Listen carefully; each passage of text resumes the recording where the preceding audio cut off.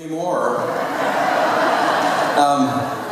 You guys know him as an actor, singer, songwriter, comedian, born in Pittsburgh, Pennsylvania, raised in Alexandria, Virginia.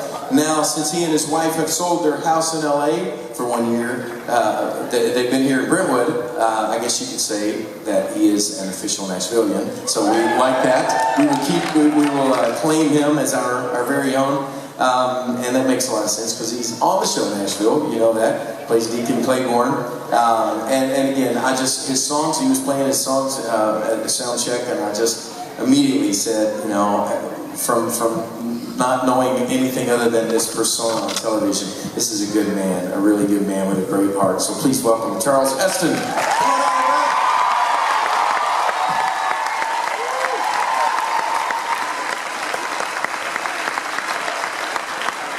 Wow, thank you so much. Man, are you like me? Do you have those moments that crystallize it all for you? I'm so glad to have my family here in Nashville. I'm so glad to have them here on this night because they know they were there in Los Angeles. We are living right now what would be in the light, the good times. We've been in our deserts. We all have our deserts.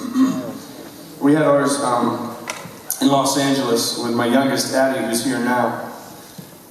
And she's 15 now, but she's 14, she's almost 15, but she was 2.5 when she was diagnosed with leukemia, and that was one of our hard deserts. And not long after that, she came through that very, very strongly, and she's very happy and healthy today, and we're just so blessed by that, and we thank God for that every single day. Also, not long after that, though, my father had a long, difficult illness that led to his passing, and that was another desert. And those were some hard times, and I had some work that the Lord always provided. There's always blessings, even in the desert. I've realized that. But right now, this is one of those cup overflow moments. I used to think that meant that you just had a little too much coffee in your cup when you're walking into the living room. I know now that it's like putting a Dixie cup under a waterfall and you can't handle it all. But the thing I want to say is, during those tough times, during those desert times, I had a really good friend speaking to me, and then he didn't even know me at the time, and that was Stephen Curtis Chapman. His music meant a whole lot to me during those times. And that's what music can do. I swear to you, be still and know. If you can wear out a file on your iPod, I don't know if you can do that like the old records, but I wore it out and I sent it to my father when he was going through tough times so that I would be here now getting to do this. I would sing in my church choir and I got to help lead it sometimes. Of course, now I'm a deacon.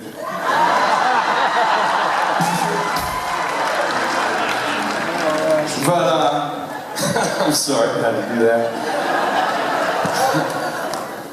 But if I could have ever imagined back then in those tough times, that, and there will be more desert times, I have no doubt, but right now I'm thanking God for all that happens right now. Amen. And my mind is sort of blown that I'm standing here next to Stephen Curtis Chapman. He's going to sing along with me on a song I wrote back in those days. I'd also like to call out the unbelievable voice of Jason Crabb. Bring your body with you. These guys are going to sing back up on a song I wrote, and I still can't wrap my head around it. We worked on it today. This is a song I wrote called Prodigal Son. We got one of those great sermons from my pastor one time, and somehow along the way he said everyone was a prodigal son. And being a songwriter, I said, well, that rhymes.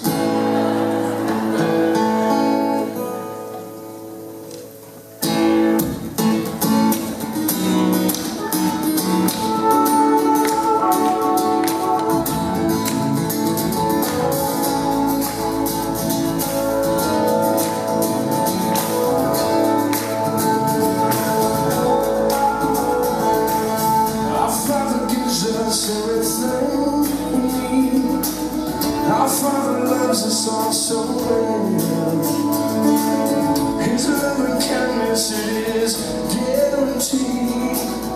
But just like children we rebel. We turn away from Him, tempted away by sin. We try to make it on our own. We look for happiness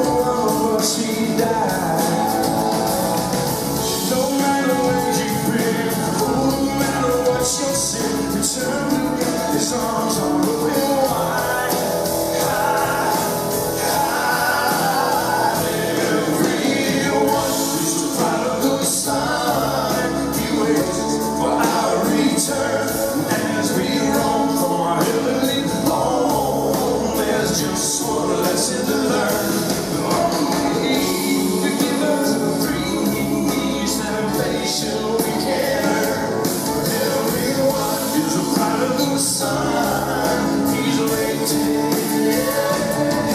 Everyone is a prodigal son, he waits for our return as we roam for a heavenly home. There's just one lesson to learn.